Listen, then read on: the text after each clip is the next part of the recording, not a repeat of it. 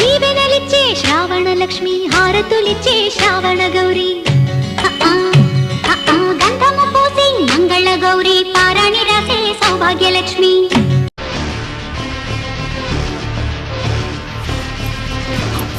మీకు విషయం తెలుసా?